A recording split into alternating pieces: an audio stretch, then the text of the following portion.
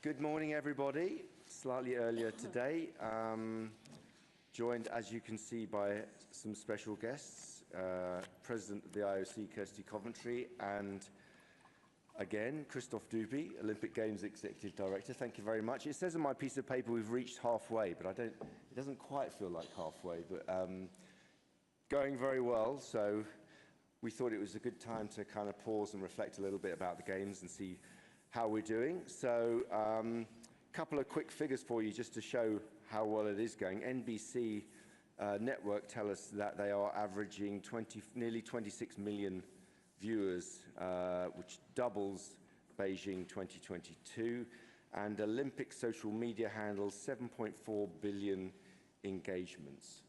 So that is, yeah, they're not uniques, but they're you don't have to do very much maths to work out that's a lot of people. So, so far successful outside and successful inside, successful here too. So without further ado, let me pass to the President to make some remarks, and we'll take questions here and in the mountains as ever. Please sort out your headphones first, because there may be some translation questions. So, Kirsty. Thank you, Mark, and good morning to all of you. Nice to see you here. The games are going really well. We're getting to go and watch some sport, which I'm really excited about. We're getting to see the Italian team do incredibly well. 17 medals altogether and 6 gold. I've been very fortunate to have gotten to witness Federica and Adriana's golds, which were just incredible. And their stories of resilience and fight and everything good in humanity was really showcased. You know, both athletes I have so much respect for, and if I'm correct, I believe Adriana is now the most decorated Italian athlete, summer or winter Olympian, and to do that at home, frippin', is so cool. I'm so excited for her. And you could feel in the stadium yesterday and last night just the passion and the love and the respect that she has for her sport and for her fellow competitors. It was really an incredible moment to be there. As Mark mentioned, we've got really very cool figures coming around, and what's been amazing from all the venues that we visited, and yesterday we were up in the mountains, getting to see the spectators and families playing in the snow, enjoying being and feeling the Olympic spirit. That was really, really very special. And again, the interactions and the highlights that we're seeing on the athletic performances. Obviously, we've had some athletes that sadly have been injured. And Lindsay, you know that you're one of my big inspirations, and we're thinking of you in your recovery. But as we said, you're an Olympian and an Olympic champion, and you will always be that. But we've also had Japan's first Olympic men's snowboard big air gold medal from a 21-year-old. How amazing is that? Switzerland's 24-year-old claiming the alpine skiing gold. First time for them since Jean-Claude Killy in 1968. So really incredible moments. And I have to also thank all of you for spreading those moments and for sharing those moments. It's an inspiration, and we're very excited for the games to continue and to continue seeing wonderful, exhilarating performances in all of the venues. Thank you very much, President. Okay, we're happy to take your questions now. Let's start with Wakako down here in the front. Yeah. Just here, yeah. President, good to see you again. Wakako Yuki from Yomiuri Shimbun. Regarding this Ukrainian athletes issue, what was your feeling when you were face-to-face talking to him, and how you understood what he was trying to do? And also, during the opening ceremony, you've talked to the world and the athletes that this is the showcase of humanity. This is how we would show what unites us. This was the theme of the Olympic Games, and yet, of course, the rules you help form of this athlete expression was to make sure that these kind of, well, celebration is possible, I understand. But at the same time, probably we are facing and realizing how difficult it is in the face of reality, real war, and real human emotion. Could you comment on that? Of course, I'd be happy to. As you know, so I was chairing the Athletes Commission in 2020 and 2021 when we heard from athletes that it was really important for us to identify safe spaces for them to express themselves and to be able to share messages with the world of all kinds, right? To be able to advocate, to be able to share different messages of whatever they felt was important to them. At the same time, athletes wanted to ensure that we could still provide safe spaces for them, and they took recognition that if we just opened things up completely, they would potentially be asked by parties outside of the sporting family to carry messages that they did not agree with. And how would we be able to help protect them from doing that? The fairest way that we went to the athlete community to ask for them to help us carve out these areas was to be able to find and identify areas that they felt and we felt were areas where we could protect the safe spaces for athletes to be athletes, for athletes to focus on just their races, right? To just compete, to do what they've trained to do what they have sacrificed to compete. And then we carved out spaces where athletes can be the ambassadors and the role models that we all know they are, where they can share their messages. And this is why we have the rules that we do. This is why we have the guidelines that we have, is to ensure that those spaces are very clear, but that they also have spaces where they can freely express themselves and the messages that they want to share with the world. And I believe we've been able to do that. My conversation with Vladislav and his dad, Michael, yesterday was a very good conversation, a very respectful conversation. And, you know, it was a time really for me and him to speak as athletes. And that was really important for me, I think for him. And I shared with him yesterday, again, how the process went about. And for me, I felt that I was the best person to do that because I was leading the athlete community. So I could share both sides, right? Where athletes wanted to have space, but also where they want to be protected. And I think that he, in some ways, understood that, but was very committed to his beliefs, which I can respect, right? But sadly, it doesn't change the rules. And the rules were that for certain spaces, the field of play, the ceremonies, the Olympic Village should be spaces where athletes are safe from both sides and where there is just no messaging of any kind, so that it's fair and so athletes can just focus on competition. We ended up where we ended up, and again, I can only, like I said to Vladislav yesterday, thank you for taking the time to talk with me. You know, it was appreciated. Okay, another question. Yeah, okay, let's go along here. So we'll start with Tarek.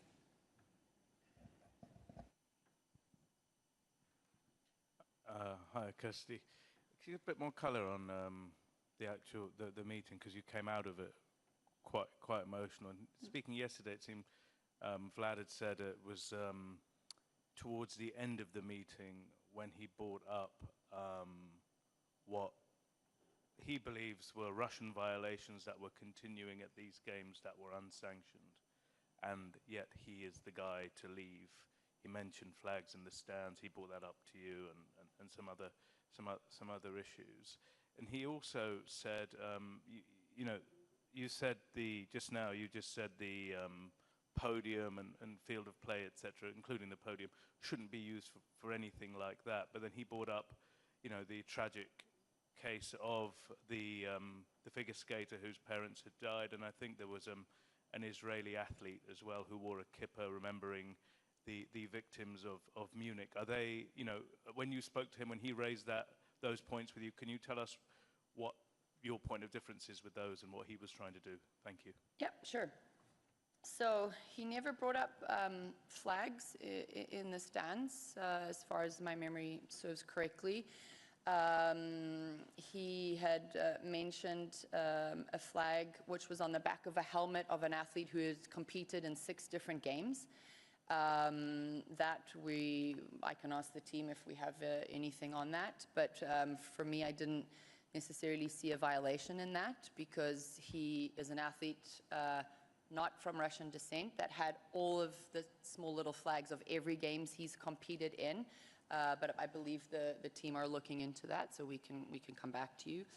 On the other 2 athletes that he mentioned, with the figure skater, it was when the figure skater had finished on the field of play. He came off the field of play after competition into the kiss and tell zone, and he brought out a picture of his parents. That's allowed. So for me, and I shared that with him, that is what the conversation was about.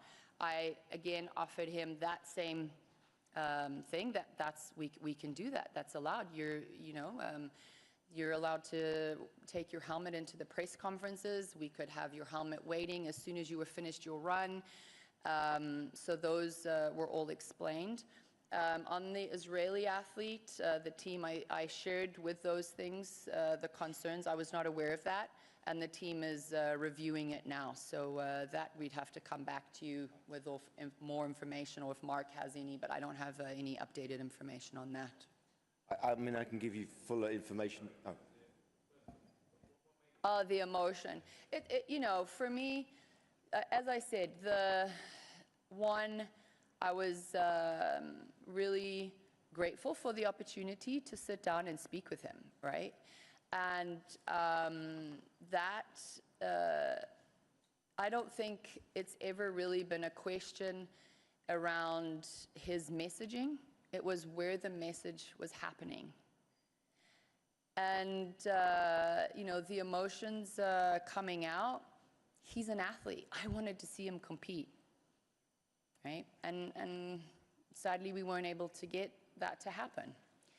And the rules are the rules, and I believe in the rules, and I believe that the rules allow for there to be the safest and fairest way right now that we have to allow for athletes to express themselves, but also to keep athletes safe. And you all know the world that we're living in. Athletes have shared with us they don't want to be put in a position where they can be used for things that they don't agree with, right? And this is why we have these rules in place, is to try to find a balance. And yeah. Just very briefly, I won't go into the full details now, but yes, we look at all these cases when they come into us, when they're reported. So the case of the helmet with the Russian flag on, which was tiny, the competitor, the athlete, had flags from all the countries he'd competed in. It was he hadn't even thought about it, so it's kind of, but it has been looked into.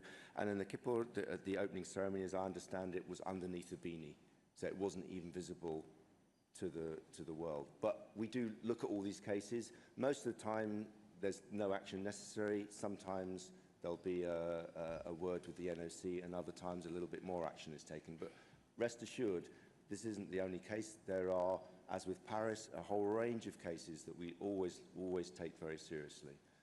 Okay, I think lady there, no, she's okay. Are you okay, or you want a question? Yeah, just here, behind you.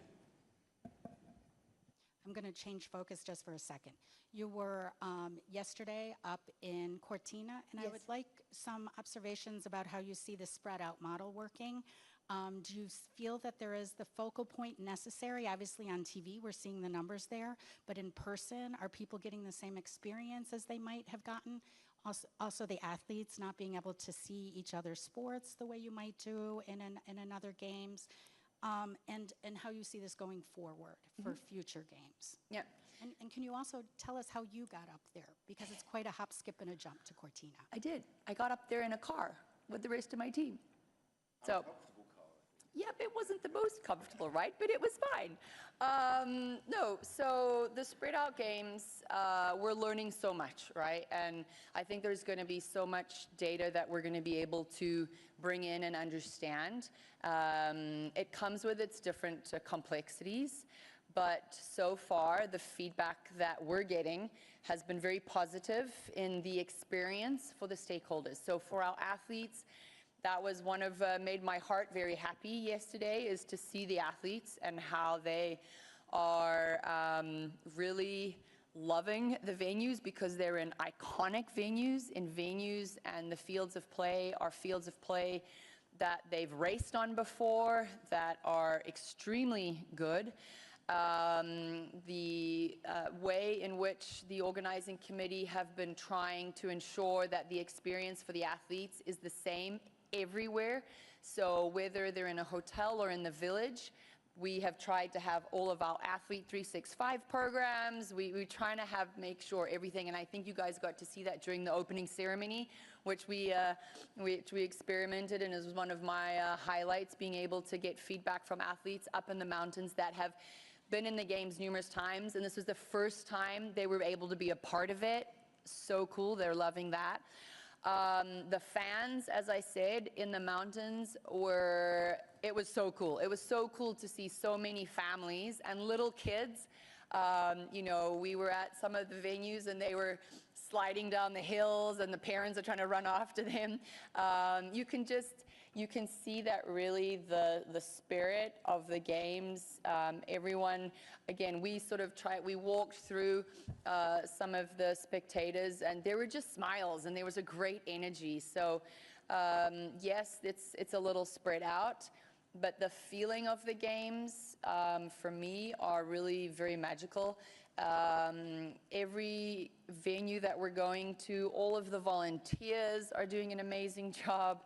The welcome and to be able to get to see people interacting, incredible. Really no complaints. And Christoph, I don't know if you have anything to add from some of the stakeholders that you've been talking with, but really good feedback. Yes, a long distance, but you know, I think it makes it worth it when you can get to a venue. And yesterday we were very lucky. The sun came out, the mountains were beautiful. It's the first time I had been in Italy's beautiful region. And yeah, again, athletes are happy and the venues are really pulling in that spectator viewership. Anything to add? TV standpoint, because you know I what? know the TV standpoint, you know what, we have to be President? honest, but it's been great. I've not been in the venue yet, or just a few minutes, but what I've done is watch on TV, and credit to the incredible images Jan is sitting in front here. And what I've heard are many comments from journalists and from athletes being interviewed, exactly the same comments. And we always said it would be a marker of success for these games. If the athletes say, we're happy with this spread games, then who are we to say different? The only one, and I must say, it is a Swiss. I'm a Swiss, so I follow the Swiss press. We had one athlete saying, well, in Bormio, you know, we are just among ourselves because we are all the year long, the circuit together. And here, if you want to be with the other athletes, you have to go through the Foscagno Pass. Okay, it's an hour. Going to do that tonight, by the way. Livigno and then Bormio. That's the only thing I've heard so far. But all in all, when the athletes are saying we love the fact that it is also very warm and cozy in all the locations, then I think we are on good track. Okay, there's a gentleman right in the front here. You still want a question? Yeah, just here. And then we're moving back, and then we'll come over. I'll try and catch everyone if we can. Thanks, yeah. Guy Jackson from AFP for Kirsty and for Mark. Sorry, going back to Hereskevich, I know you can't talk about the workings of CAS, the Court of Arbitration for Sport. There's a hearing begun now, I believe.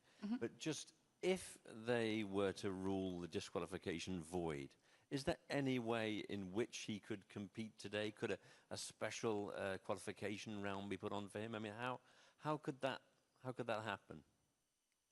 I think I might. And also, sorry, just for Kirsty, sorry, how would you feel if that judgment were and he were allowed in some way to compete? Without kind of short-circuiting, but I maybe save the President this one, I think speculation on the outcome of a court case at this stage is not very helpful. We will do whatever we can, whatever the result is, but I think we'd better wait for that result. I don't know if you want to add anything, President, but No, I think it's exactly right. I think we have to wait, right? That's why there's processes in place for things to move forward. And again, I don't think it helps to assume anything or to speculate. So we just have to be patient and wait to see what the outcome is. I think it will come pretty quickly. Okay, there was a lady there, and then we're going to go back to FRZ, and then Carlos, and then we'll come down here. Yeah. So, lady, just where are we going? Giselle Davagnoni from Reuters. I've noticed that the Esselunga supermarket here is cash-free, so I'm wondering whether that's legal, and if it's legal, on the basis of which regulations, given that Italy, as far as I know, admits the cash payments. I mean, I don't know whether the President is an expert on cash payments in Italy, but we can certainly get you an answer. We have people who can give you a specific answer on that. But it's quite a technical question for someone who's concentrating on the games. But we will get you an answer today. Okay? Yeah, gentleman, colleague from the FRZ there. Yeah. Thank you, Mark. Christoph Becker, Frankfurter Allgemeine Zeitung. I've got two questions. One is for Mark. When you say we are looking at these cases, such as the Israeli keeper, who is we in those instances? Is it different organizations, or who's doing that? But first, the question for Ms. Coventry. Vladislav Hereskevich had a press conference, as you'll be aware, last night. I talked to him afterwards and asked him, looking back at his appearance at the Beijing Games and his sign, "No War in Ukraine," and you know how he feels looking back 4 years, coming here now, having all of this. And the reply he gave is, well, it's not so much about those 4 years. This all started 2014 in Sochi, and it started at the last game, at the last day of the games. That's when the war in Ukraine started. That's when the annexation of Crimea started. That's when the war in Donbass started. And from his perspective, is what he said, the whole world that came to Sochi and the IOC that gave the games to Vladimir Putin have a skin in the propaganda machine and skin in that war.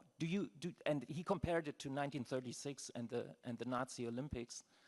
Do you acknowledge that? Do you acknowledge that the IOC has been used for propaganda purposes that led to the war in Ukraine? I can also ask, do you acknowledge that the IOC handed the Nazis the games in 36, and that was abused by the Germans? But that's going back a very long way. Anyway, do you acknowledge the IOC is giving dictators a propaganda machine that they use in the worst cases to wage war against neighboring states in the world? Thank you. No. Thank you very much. And just to answer you, on cases with, we have what's called a sounding board, so all the main kind of key directors and stakeholders. Very often, as I said, these are cases which immediately we look at them, people look at them, and there's no issue. Clearly, also, if there's a legal issue, it can be raised with the legal authorities, can be raised with CAS. But in the first case, most of the time, it's a question of having a quiet word with the NOC, with the athlete. It's a one-off, and it doesn't happen again. If there's a real issue, it can always become a legal issue if it needs to be. But yeah, and I'm being reminded also that athletes can... Athletes can also apply beforehand. So they can write to us and ask if they can wear something or display something. So there's an entire process where they can say...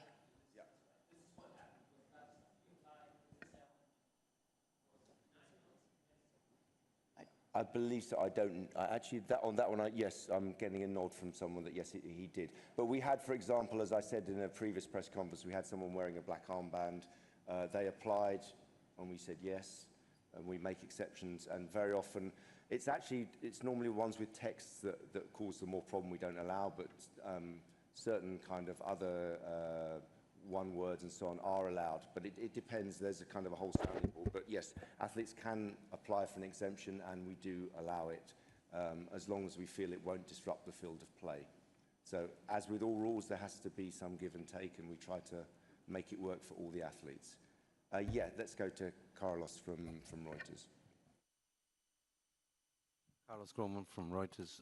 Madam President, you've launched reviews of many aspects of the games early in your presidency.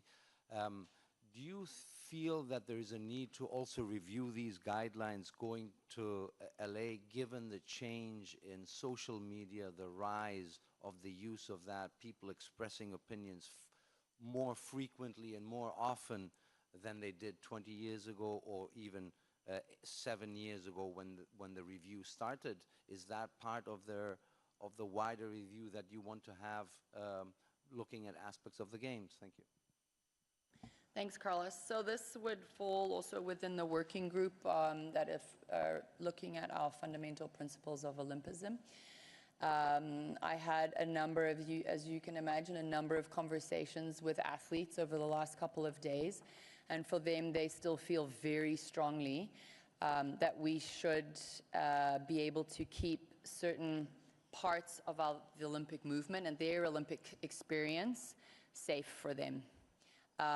So if athletes would like for us to look at it, we're open to everything, right? I think, as I've said before on all the other topics, whether it's the Olympic program, whether it's something else, if people feel that we are not doing something adequately, then we will open that discussion up. But the rules are the rules as they stand today, and I believe it's a very good rule because it does what it is intended to do. It allows for athletes to express themselves in a safe way, and it also keeps them safe from being used. So again, from the athlete conversations I've had over the last couple of days, they very strongly believe in the guidelines, and they believe that they are very relevant, and probably even more so relevant in today's world, as you mentioned. Yeah, we're going to move over to this side now. Come back here. Gentlemen. Yes, lady just here, and then we'll come over to some people on this side. Yeah. Okay, my name is Justine. I come from Polish television. Polish television. Polish television. Easy question. The games always create some incredible stories. I'm talking about the athletes. Do you have, so far, one of them who you admire? I mean, you admire all of them. Yeah. But maybe you've got someone Yep. you admire much more. For example, I'm sorry for my English. No, it's absolutely fine. Thank you. So I mentioned two athletes a little bit earlier with Federica Bargnani. Watching her win her medal on the first day, incredible. For me, it was even more powerful when she ran over and picked up her child. That, for me, was like, oh, that's so cool. So there's a number across. I'm going to get a little teary, but I'm going to try not to. Athletes are incredible, right? For me, it's the athletes that are, pushing boundaries. A year ago, she wasn't even skiing. She was lying in a hospital bed. Like, if that doesn't talk about resilience or grit or, getting back up and getting knocked down and everyone around you telling you you're not going to get to the games, then I don't know, a stronger message, right? even though Lindsey Vonn's games didn't end the way she had hoped, the message that she put out from the hospital bed of just like, hey, I put everything on the line. How amazing, how inspirational, right? So you've got a case of an athlete reaching the pinnacle of their career in the most idyllic way, at home, on the field of play, with their entire family and the Italian people around them. And then an athlete whose games didn't go well, but still is inspiring the world. I mean, yeah, so many athletes, I think, are doing incredible things in these games, and we need to give them their moment because they've gone through a lot of hard work and sacrifice to get here. And also, at this Olympic Games, there is one country which is for the first time here, Benin. Incredible, amazing. Yes. We have a number of countries that are competing for the first time, and with Winter Games, Summer Games, it's always amazing to see how many more countries are taking part in sports that we didn't really, you don't think of Benin and winter sports, but there's so many more opportunities in our world today for athletes to be able to go and to train and to learn new things, and this is what sport also allows to happen, right? I had an incredible opportunity to get a scholarship and go over to the United States and have an incredible experience and walk away with a college degree and, things that I potentially never thought I would do. So this is all the ripple effect of sport and the Olympic movement, and they're incredible stories that we should be very proud of. So let's pretend. I think we're going to move on. Thank you. Gentlemen, just here wants the question, and we'll come down. No, at the back, and then we'll come to Sports Illustrated as well. We'll come down. Doing our best. Robert Kemper, German TV ARD. A question to Ms. Coventry.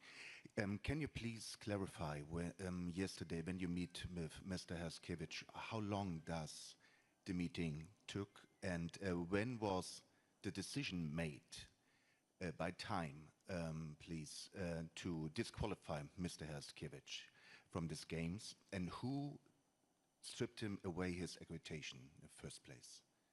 And can you please clarify why you decide to request personnel, how it was stated in your media press release, to give him the accreditation back, please? Thank you. Okay, thank you. I will try to do my best on this. I think you said how long was the meeting? So I think the meeting, I wasn't really looking at my watch. It was maybe 20 minutes, I think.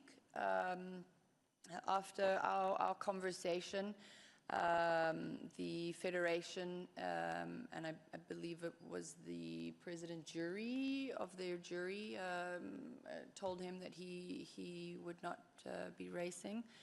I can't give you timings on that.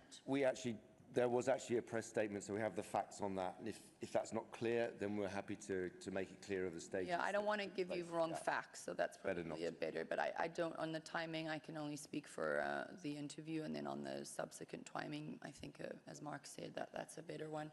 And then the third question, you had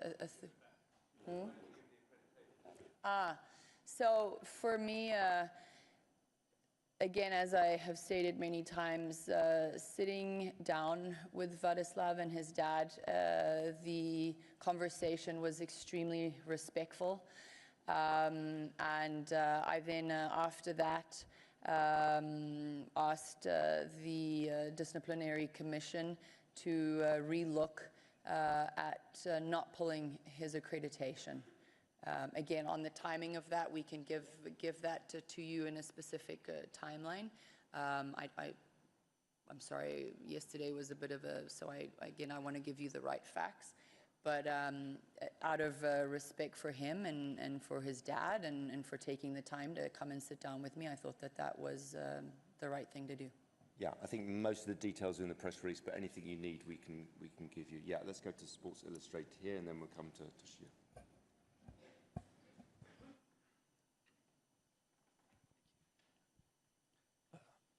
Hello, everyone.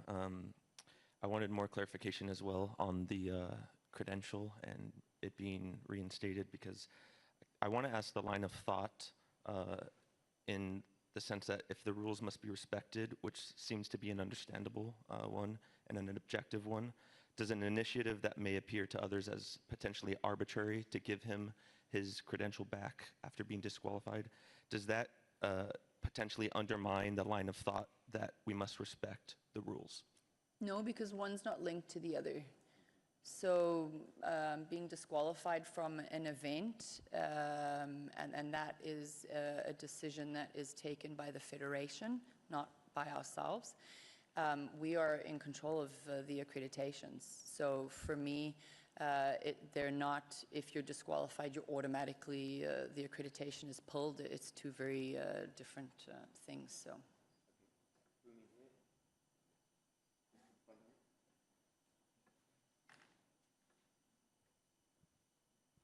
Thank you, Mark. Thank you, Mark. Hello, this is Takahumi Yoshida from Kyodo News. You were saying the sports is center part of the Olympic movement usually, and but on the other hand, like Heraskevich choosing paying tributing Ukrainian pharaohs more than competing in the Olympics. How do you see this like complexity for the?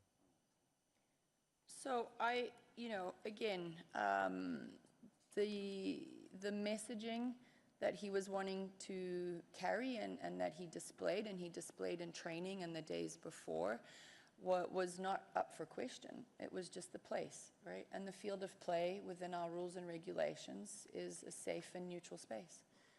Okay, I think that's quite clear. Yep, gentleman here, our French colleague at the, yep. Yeah. Bonjour, Bruno Fraioli de sportbusiness.club. Je vais poser ma question en français. Enfin, j'en ai juste deux. Par rapport à l'athlète ukrainien et ce problème, j'ai compris lors d'une autre un point presse que la commission exécutive pourrait peut-être revoir certaines règles. Est-ce que vous le confirmez ? Et puis par ailleurs, j'entendais la question sur le Bénin et je me posais les questions sur les sports additionnels. Une discipline comme le cross-country pourrait faire entrer beaucoup d'athlètes africains. Est-ce que c'est quelque chose qui vous intéresserait en tant que présidente? Merci. Thank you. So on the first one on additional sports, I'm not standing here representing one continent. I'm representing all continents, and the decisions that we will take in the review will be best for the movement. I am very much a believer, as you know, that it's not for doing something for one individual, but the good for all. So the sports are in, everything is on the table, everything is up for discussion, and it's being worked through with the Olympic Program Working Group. The executive board will never we may have the authority, and I look to my team because I don't have the charter in front of me. We would potentially be able to look and review any rules and regulations, but it would always be taken to the session. And as my way of working as well is that would be done in consultation with all stakeholders. So there are no rules or regulations that, since these games have started, the executive board at any point has sat down to look at or to review. That's not how our processes work, if I understood the question clearly. Okay, we're going to go for just a few more questions because you won't believe how tight the schedule is for the President. Let's take one from the mountains and then we'll take... then we'll take Graham, I guess. Yeah, try and see what time's like, but I think we need to move on. Yeah, good morning. This is from Oscar Garcia at The Athletic, and he asks something that you touched upon, Mark. You said review cases come to you as stakeholders, raise them. Have broadcasters or governments complained about the helmet? And as a follow-up to that, what have broadcast rights holders and sponsors directly told the IOC about this matter? Yeah, I mean, I think on that we have Yanis and we have a few people later. No, not today, but we have you to come back, I think, on the 18th, so we can discuss that then. I think that's quite a detailed probably a too detailed question and not one that you'd know about whether someone had actually complained or not complained. We haven't heard anything, so it's probably better to. Yanis has not heard anything. And Yanis hasn't either. But we can discuss all that in a future press conference. Let's go for Graham. I'm going to do two. I'm going to do you, Graham, and then gentleman at the back was waving at me very. Sorry, I can't do everyone, but yeah. Thank you very much, Mark, and thanks, Kirsty, for being so available today. Just a bigger picture question about the job. I mean, another Olympics where the first week has been dominated by an issue that you could argue maybe the IOC could have anticipated better, but you've got you know, the next Summer Games host where a senior official's under scrutiny for not leaving, and a domestic political situation that's volatile to say the least. A next Winter Games host where officials are leaving or have left, an uncertainty with a big political election next year. No new top sponsors coming in for this Games and a big revenue stream from Saudi Arabia that fell through. And back home in Lausanne, whistleblower reports of a work culture at headquarters that's not ideal. You know, a job that, let's not forget, pays about less than 10% of what FIFA pays its president. It's not an easy job, is it? It's a job only a woman could do, Graham. It's a job only a woman could do, and I'm looking forward to continuing to do it. And typically a man was interrupting you when you were answering, so I do apologise. Okay, gentleman, right at the back there with the black who's been waving at me for a long time. Yeah, there. And then I'm afraid, with apologies, that's the last question. Ms. Coventry, Rebecca Passler, the Italian biathlon who got an anti-doping rule violation, is able to start at the Milano Cortina Games. That's the ruling of Italian NADO appeal court. Can you comment on that? I'm so sorry, I'm not aware or briefed on the case, but we can come back to you with that. On that I would need to get some better information. We will give you an official IOC line on that when we have one, but I don't have one. Okay, thank you. Let's end with one more. Gentleman just in front of you. I'm sure I'm going to regret this, but let's have one more question. Thank you, Mark. Johannes Knut from Süddeutsche Zeitung. Ms. Coventry, Vladislav Figarskevich said he still didn't fully understand why, on which basis he was disqualified, expressly saying that he doesn't understand what constitutes an expression. If forms of expressions are banned during competition, does it also mean that you can't cheer? Do you behave like a robot? Is the IOC maybe at least looking into maybe trying to precise those? What constitutes an expression on the field of play, which is now banned on the field of play during medal ceremonies and during the opening ceremony? All you seem to say is the rules are pretty unclear at that point, probably. What constitutes an expression? For me, I think the rules and regulations are very clear, and this is why we have the guidelines, because athletes want to be able to express themselves, and in the same way, athletes want to be safe, and they don't want to be used. The rules are, again, for me, very clear in that standard. We have done the best that we can to ensure that athletes can express themselves and give the messaging that they feel is close to them. Part of why we all love the games is because of our strength and diversity, right? And with that diversity comes the way I express myself as an African woman is very different to how Mark, as a European man, is going to express himself, right? We have to take that all into consideration. And this is where these rules and regulations, I believe, are done in a fair way that allow for that to happen. I express myself as you tell me to. So. Listen, thank you very much, President. Thank you, Christoph. And we will see you all tomorrow at 11, I think. Thank you.